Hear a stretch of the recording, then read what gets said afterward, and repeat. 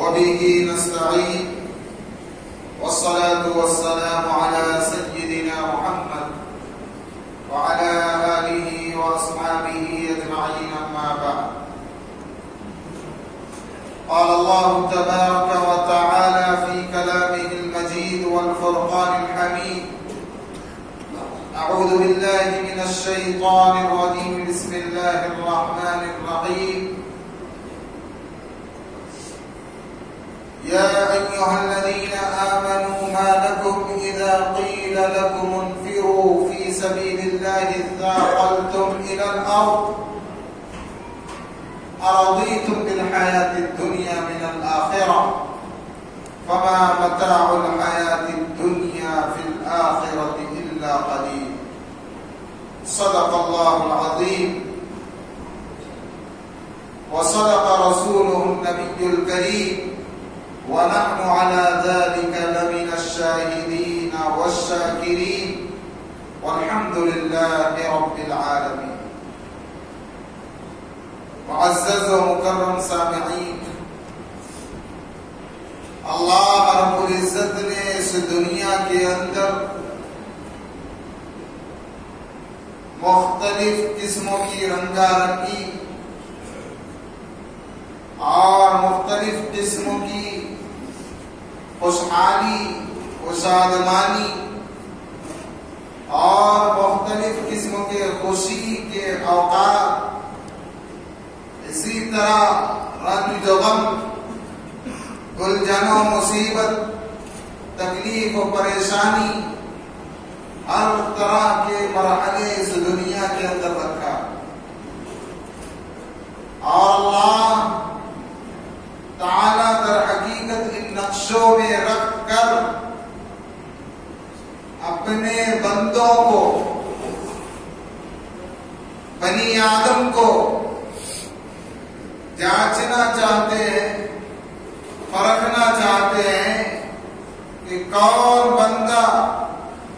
خوشی کے نقشے میں رہ کر یا غم کے نقشے میں رہ کر، خوشحالی کے نقشے میں رہ کر یا تنگ دستی کے نقشے میں رہ کر ہم سے غافل ہو کر زندگی گزارتا ہے، ہماری نافرمانی میں زندگی گزارتا ہے۔ اللہ تعالیٰ نے اس دنیا میں بسنے والے تمام انسانوں کی کامیابی اور تمام انسانوں کی سربلندی و کامرانی اپنے دین کے اندر رکھی ہے۔ وہ دین جسے آقا و مولا تاجدار مدینہ حضرت محمد مجتبی احمد مصطفیٰ سرکار دو عالم صلی اللہ علیہ وسلم اس دنیا میں انسانیت کے سامنے لے کر آئے۔ اسی دین پر چلنے میں کامیابی، اسی دین پر چلنے میں دنیا اور آخرت کی آسانی، اور اس دین کو چھوڑ کر، اس دین سے روگردانی کر کے، اس دین سے اعراض کر کے زندگی گزارنے والا شخص اس دنیا کی فانی زندگی میں بھی ناکام اور آخرت کی لامحدود زندگی میں بھی ناکام۔ اللہ تعالیٰ نے اس دین کو اپنے آقا حضرت محمد رسول اللہ صلی اللہ علیہ وسلم کے ذریعے سے قیامت تک آنے والی انسانیت کے پاس پہنچایا، اور ہر حالت، ہر مرحلے زندگی کے اندر اس دین کو اپنانے کے طریقوں کو بدلایا۔ جو شخص خوشی میں بھی اس دین کو اپنائے گا، غم میں بھی اس دین کو اپنائے گا، اور فرحت و مسرت کے مواقع میں بھی اس دین کو اپنائے گا، تکالیف اور مشقت اور پریشانی کے مواقع میں بھی اس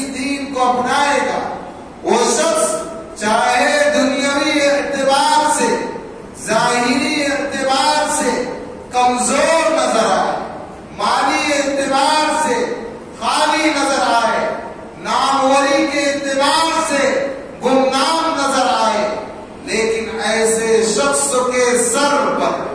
ایسے شخص کی پشت پر، ایسے شخص کے بازوؤں پر، ایسے شخص کے کاندھے پر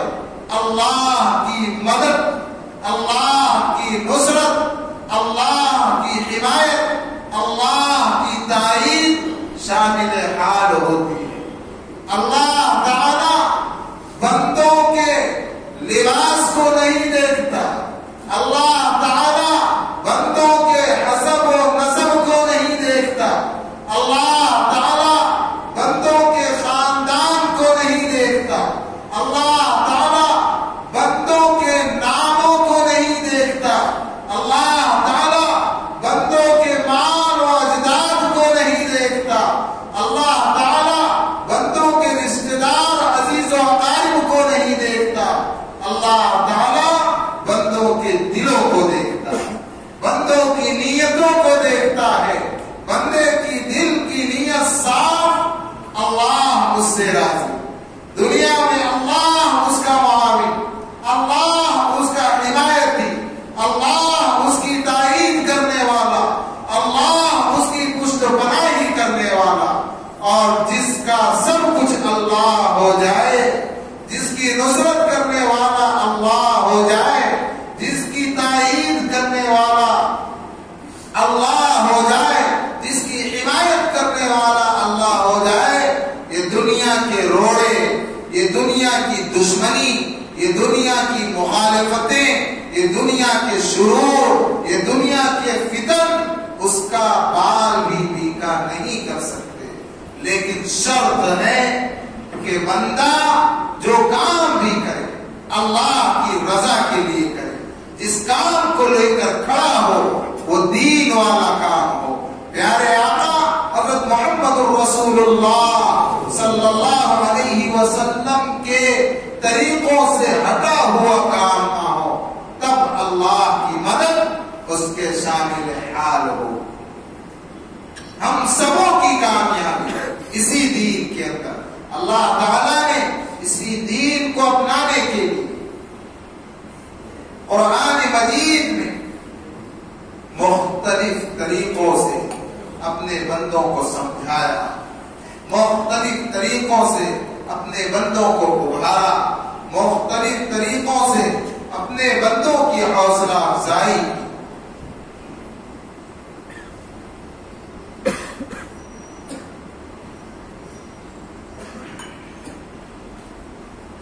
قرآن مجید کی جو آیت ابھی آپ حضرات کے سامنے تلاوت کی ہے،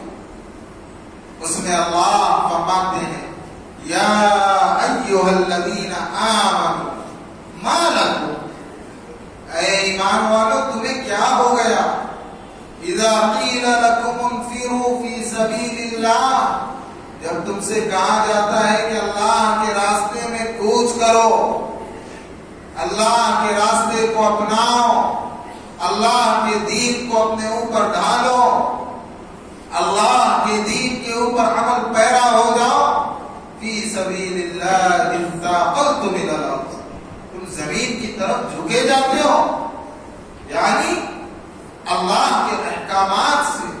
اللہ کے دین کو اپنانے سے، اللہ کے دین پر چلنے سے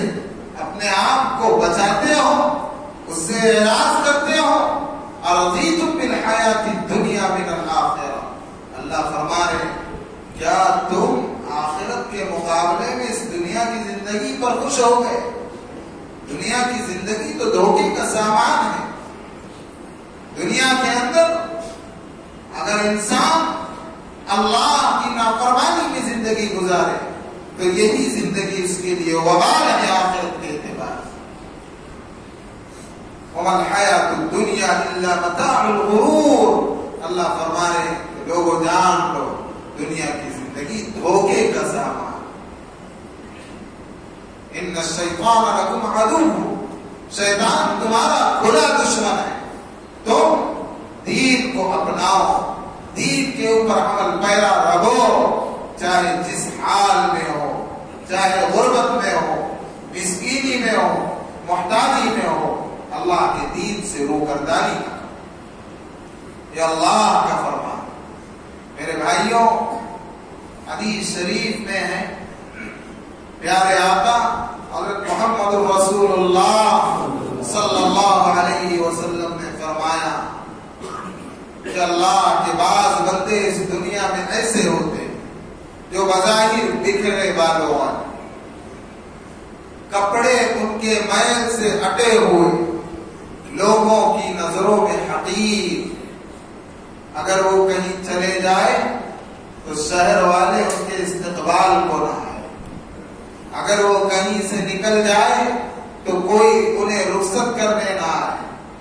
اگر وہ دنیا سے رخصت ہو جائے تو ان کا کوئی وارث ایسا نہ ہو جو انہیں کفنا دے دفنا، گمنام ہے، بے نام ہے، کپڑے میلوں سے ہٹے،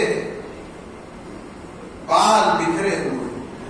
لیکن اللہ کے رسول علیہ السلام نے فرمایا کہ ان کی نیت کی بنیاد پر، ان کے اخلاص کی بنیاد پر اللہ کے یہاں ان کا وہ مقام ہوتا ہے، لو اقسم اللہ لأبر، کہ اگر وہ اللہ پر کوئی قسم کھا لے، یعنی جذبات میں آ کر کہہ دے کہ اللہ ایسا کر دے، اللہ کی قسم کو پورا کرنا اپنے اوپر واجب کر دے۔ اللہ کے نبی علیہ السلام کی مجلس لگی ہوئی تھی، صحابہ کرام بیٹھے ہوئے تھے، ایک صحابی گزر رہے تھے، اللہ کے نبی علیہ السلام نے کہا کہ اگر تم کسی جنتی کو دیکھنا چاہتے ہو تو جا کر فلاں کو دیکھ لو، وہ جنتی۔ ایک صحابی نے یہ سوچا کہ ان کا ایسا کون سا عمل ہے کہ اللہ کے نبی علیہ السلام نے کہا ہے کہ جنتی ہے، تو کہا کہ ان پر نگاہ رکھنا پڑے، دن تو گزر گیا، رات میں ان کے ساتھ نہیں رہ سکتے، ان سے کہا کہ میرا دل چاہتا ہے میں 2-3 روز آپ کے گھر پر رک جاؤں۔ ہم بولتے ہیں نا کہ بھائی 2-3 دن آپ کے گھر پر رہو، محبت میں اجازت بھی دے دی جائے۔ ان صحابی نے انہیں اجازت تو دے دی، یہ دن میں ان کے ساتھ رہتے اور رات میں چادر اوڑھ کر یوں سمجھاتے کہ میں سویا ہوں، لیکن خاموشی سے نظر رکھتے تھے۔ ان کا کون سا عمل ہے؟ کون سا عمل؟ 3 دن گزر گئے، کچھ نظر نہیں آیا، پریشان تھے، واپس جانے لگے تو صحابی نے پوچھا کہ بھائی ادھر آؤ، کیا بات، تم کس غرض سے یہاں رکے تھے؟ تو کہا کہ اللہ کے نبی علیہ السلام نے بتلایا کہ تم اگر کسی جنتی کو دیکھنا چاہتے ہو تو فلاں کو دیکھ لو۔ میں نے سوچا کہ ہو سکتا ہے رات میں آپ لمبی لمبی نمازیں پڑھتے ہو، لمبے لمبے اذکار کرتے ہوں گے، قرآن مجید کی تلاوت کرتے ہوں گے، میں نے سوچا کہ دیکھوں تو صحیح وہ کون سا عمل ہے، لیکن مجھے کچھ نظر نہیں آیا۔ صحابی نے کہا کہ میرا عمل یہ کہ میں رات میں سونے سے پہلے اپنے آپ کا محاسبہ کرتا ہوں اور اپنے دل کو دوسرے مومن کے بارے میں صاف کر لیتا ہوں، بس یہی ایک عمل ہے جس کا تعلق نیت سے تھا۔ حضرت علی رضی اللہ عنہ ایک کافر کے اوپر اس کے سینے پر جنگ کے میدان میں چڑھ گئے، قریب تھا کہ گردن کاٹ دیتے، اس نے منہ پر تھوک دیا، حضرت علی رضی اللہ عنہ ہٹ گئے وہاں سے۔ کسی نے پوچھا کیا وجہ ہے؟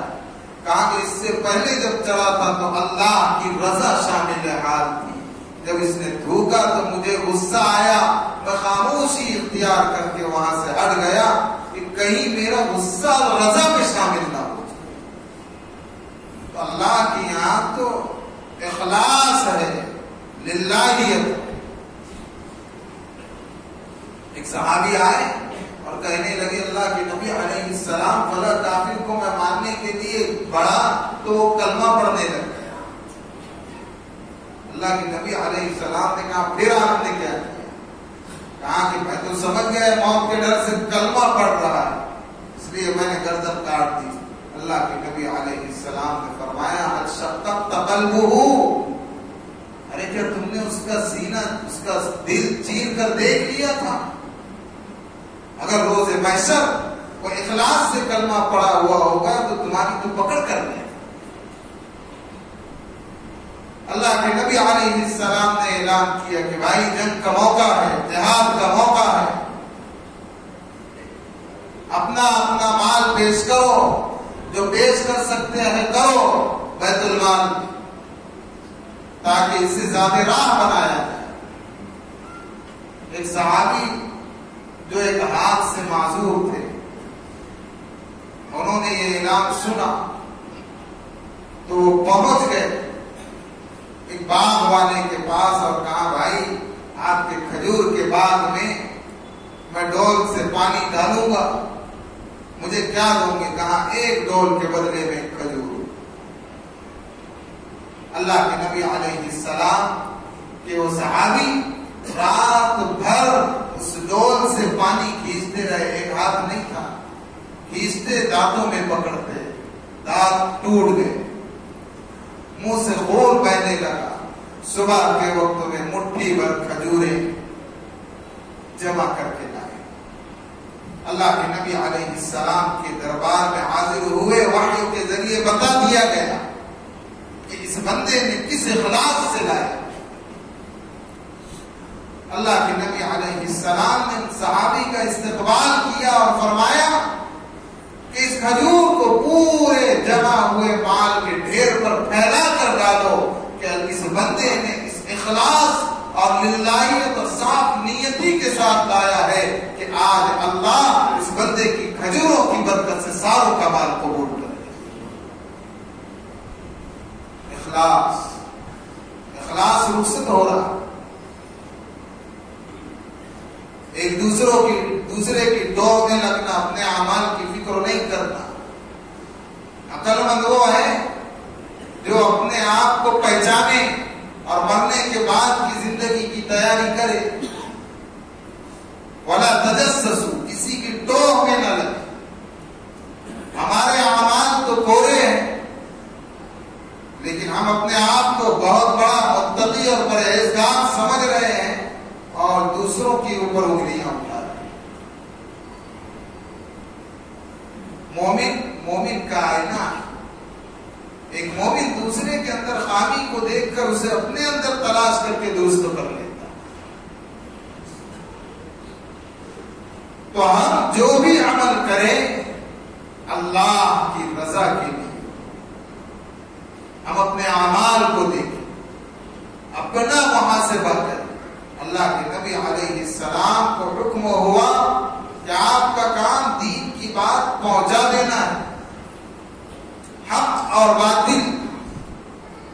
شریعت مطہرہ نے متعین کر دیا گیا، آپ نے پہنچایا۔ اب سامنے والا عمل کرے یا نہ کرے، حق کو اختیار کرے یا باطل کو اختیار کرے، یہ اس کا معاملہ ہے۔ آپ پر یہ ذمہ داری نہیں کہ اس پر لا دو، اور نہ ہی کسی کا نگراں کسی کو بنایا گیا کہ بھائی وہ فلاں نماز پڑھ رہا ہے کہ نہیں، آج رات میں 100 رکعت نفل پڑھا ہے یا نہیں پڑھا۔ تو میرے بھائیوں، یہ جو دین ہے، دین کا ہر شعبہ، چاہے اس کا تعلق عبادات سے ہو، معاملات سے ہو، معاشرت سے ہو، اخلاقیات سے ہو، ہر مرحلے میں نیت درست ہونی چاہیے۔ انما الاعمال بالنیات، اعمال کا دار و مدار نیتوں پر۔ ایک صحابی اللہ کے نبی علیہ السلام کی خدمت میں آئے اور کہا اللہ کے نبی علیہ السلام مجھ سے زنا ہو گیا، संसारी का हुक्म दिया गया। अब जब उन्हें संसार किया गया, शरीयत की हुदूद उन पर लागू की गई, तो जख्म से खून का छींटा निकला